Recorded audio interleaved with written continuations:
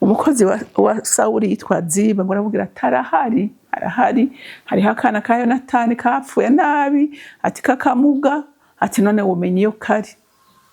Aramubwira ngo akari Lodebari kwa Makiri ngo mwene Amiyeri. Ati sa ati genda mumunzanire.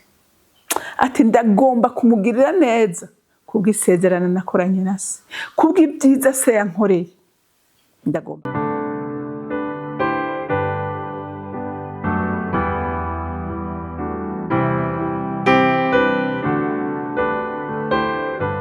Bakunzi bahore Kanani TV, n'umunezero kandi gusubira guhura namwe ngo tuganire ijambo ry'Imana.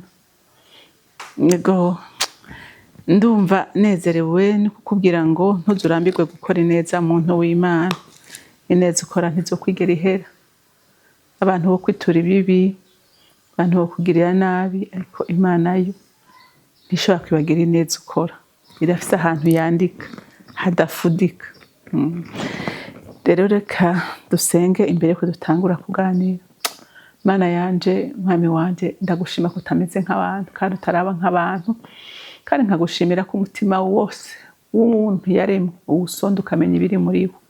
N'ibikorwa byose dukorana urukundo urabibona, ibyo dukorana undi mutima byose urabibona. Bore ntumeze nk'abantu. Abantu turirimite ariko wowe nturirimite. Uri hejuru ya byose, uri hejuru ya bose, ubona hose, uzi byose. Rero nyaguhoraho nushimwe, komeze kuremesha abana bawe bareke gucika intege, kuko abagira neza kenshi barakomereka, ariko abo bose ndabasengeye ngo baremeshwe n'ijambo ryawe.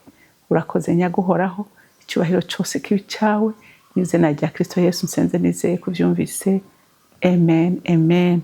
Ijambo rero Imana impaye kubaganiriza ni ijambo rivuga ngo Imana ntishobora kwibagira ineza umuntu akora. Imana ntishobora kuyibagira. Dusome rero muri Samweli wa 2, dusome igice c'9 duhere ku murongo wa 1 dushikane ku murongo wa 5. Bukeye Dawidi arabaza ati mbega hari uwasigaye mu muryango wa Sawuli kugira ngo ndamugirire neza ku bwa Yonatani? Maze hari umukozi wa Sawuli yitwa Ziba, nuko aramuhamagara ngo yitabe Dawidi. Umwami aramubaza ati ni wewe Ziba? Nawe ati ego mene jewe Ziba umusavyi wawe. Umwami aramubaza ati mbega mu muryango wa Sawuli ntawo hakiriho ngo ndamugirire neza kubw'Imana? Ziba yishura umwami ati haracariho umwana wa Yonatani amugaye ibirenge. Umwami aramubaza ati aba hehe? Ziba yishura umwami ati aba kwa Makiri mwene Amiyeri i Lodebari. Maze umwami Dawidi aramutuma, baramuzana bamukuye kwa Makiri mwene Amiyeri i Lodebari. Amen, amen kandi amen. Ineza y'umuntu niyimutera gukundwa, ineza y'umuntu niyimutera kwibukwa. Ineza umuntu akora ntiyibagirana, ishobora kutibukwa kuri wewe wayikoze, ariko ikazokwibuka ku mwana wasize. Haleluya, ikazokwibuka ku mwana usize. Muribuka urukundo rwari hagati ya Yonatani na Dawidi. Barakundana bimwe birenze, barashyizeho na pacte ko atawuzohemukira uwundi. Sawuli akarondera uburyo bwose yica Dawidi. Sawuli akumva inama, akabwira Yonatani ati Yonatani ati by'ukuri rindira gatoya ugende wihisha ahantu, kuko murazi ngo hari igihe ariko aravuza inanga. Avuza inanga avugiriza umwami yatewe n'amadayimoni. Umwami atora icumu. Bana muntu bamwicaranye ararimutera, ariko umuntu ari kwisezerano bantu b'Imana. Umuntu ari kwisezerano Imana ni gitangaza, ararinzwe. Isezerano rirakurinda, isezerano rirakunyegeza, isezerano riragushigikira. Umva umwasi naho yogerageza akakubura, icumu ricaharirengana. Dawidi arabona yuko umwami amwanka, kandi yatanguye kumwanka cyane igihe yishe Goliyati. yabonye popularity itagize, abagore bararirimba baravuga ati Sawuli yishe igihumbi atariko Dawidi yishe ibihumbi n'ibihumbagiza. Satani amushiramo umutima ukwanka Dawidi. Ariko je nasanze imisi yose umuntu siwe yanka uwundi. Ahubwo Satani yanka isezerano riri ku buzima bwacu no ku buzima bwawe. Satani niwe arigwanya agatereza umutima w'umuntu w'ukugwanga atanica gihoye kandi uri kumugirira neza. Uyumvira umuntu yamuvugiriza inanga agakira, yagwanya urugamba akazana intsinzi, ubundi yacamuha promotion. Mugabo umwasa mugisha inama terega uyo nibazogukura mwice. Kuko yarazi neza isezerano riri kuri Dawidi. Satani arazi amasezerano yacu. Ariko Yonatani akamukunda akamubwira ati urazi ati data by'ukuri yamara amaje kukwica nugende, atariko umenye neza ko ndi nyuma yawe. Ati kandi ndazi neza ntakekeranye nta kizobuza kuba umwami. Se yaragerageje guhiga Yonatani, yaragerageje kumuhiga ariko biranga.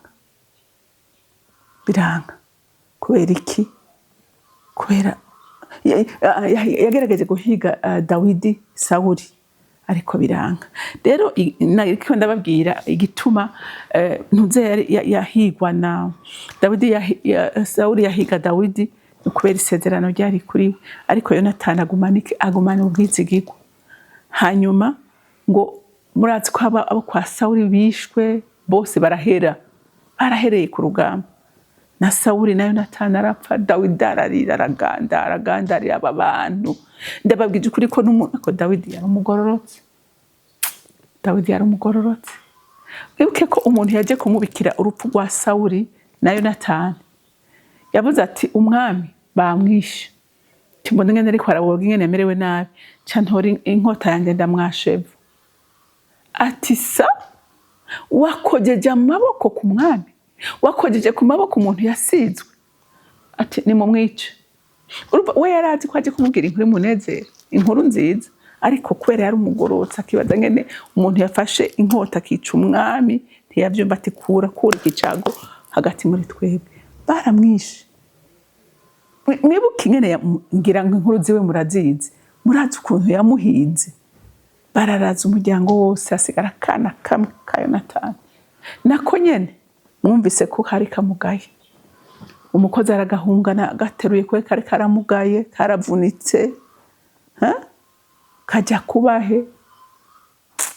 Ako Satani Imana iguhane. Ibaze umwana yabibwami, umwana yaramerewe neza. Iro turuva bahe aba mu cyaro, wende kwa ndavuga mu cyaro ruguru muri kampani. Wiro debari.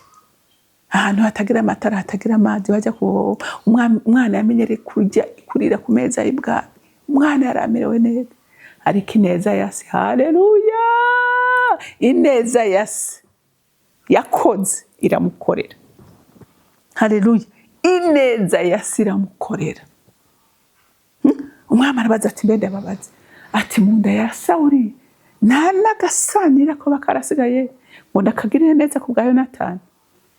Umukozi wa Sawuli yitwa Ziba ngo aravugira arahari. Hariho akana ka Yonatani kapfuye nabi, ati kakamuga, ati none umenye iyo kari. Aramubwira ngo akariro debari kwa Makiringo mwene Amiyeri. Ati sa, ati genda mu munzanire. Ati ndagomba kumugirira neza kubw'isezerano nakoranye na se, kubw'ibyiza se yankoreye. Ndagomba kumugirira neza. Muntu w'Imana, nagomba ndakubwire ngo ni waba ufise umutima w'urukundo wo gutanga, ntihagire ikintu na kimwe kizohagarika amaboko yawe gutanga. Ntihagire ikintu kizoguhagarika kugirira neza umuntu ari mu byago. Niwabona umuntu akeneye ubufasha bwawe, utitaye ntarava, utitaye ubwoko ari, utitaye dinasengeramo, utitaye ikintu icyo ari cyo cyose, uzumugirire neza bivuye ku mutima. Imana ntizovyibagira. ushobora kutavyishurwa wewe uri mu buzima urimo, ariko bikazokwishurwa umwana wawe. Murabona ko Yonatani iciza yakoze, umwana we yari gupfa rubi, umwana we yari gupfa rubi, yari ahantu hameze nabi, ariko tuzoraba ingene yagiriwe neza, agasubizwa icubahiro, agasubizwa ikibanza ciwe kubw'ineza ya se.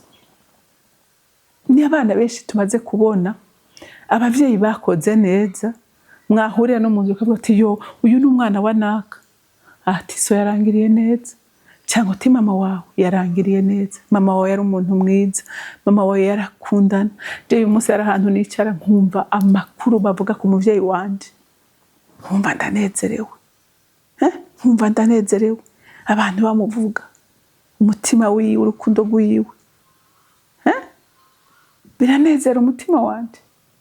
Ariko bibaze nk'umwana se yakoze ibibi, agatinya nuko bamenya ko ari umwana wa runaka, murumva ko gahinda, murumva uyu mubabaro.